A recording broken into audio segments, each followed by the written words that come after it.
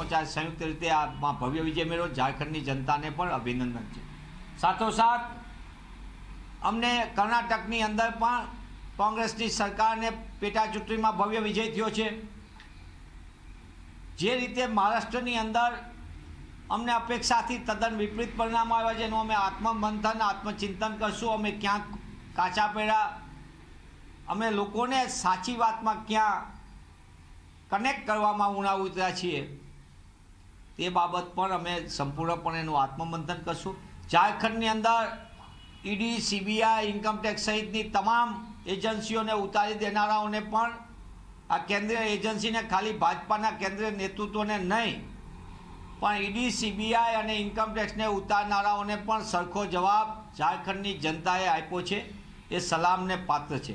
ત્યારે સમગ્ર પરિણામોએ દેશનું ધ્યાન ખેંચ્યું હતું વાવથી વાયનાડ સુધીમાં, અને વાયનાડની અંદર તમામ હથકંડા આપનારાઓને જાકારો મળ્યો છે અને પુનઃ કોંગ્રેસનો વિજય થયો છે, જે આગામી દિવસની અંદર દેશમાં સામાજિક ન્યાય અને સાથે સાથે ખાસ કરીને મહિલા ન્યાય માટેના લડતના એ મુખ્ય ચહેરો હશે।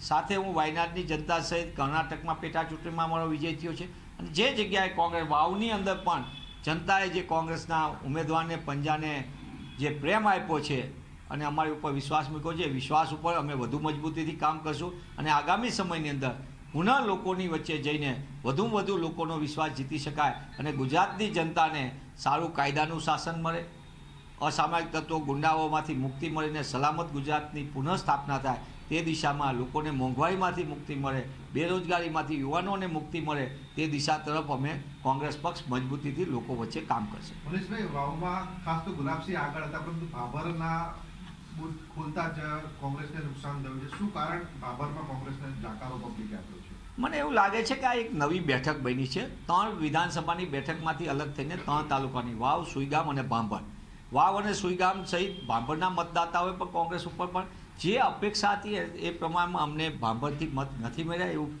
ઈવીએમ ખુલતાની સાથે છેલ્લા રાઉન્ડમાં થયું છે।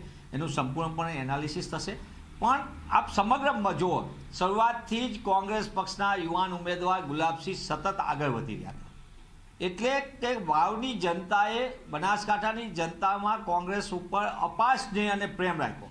કોંગ્રેસના કાર્યકરો, પદાધિકારીઓ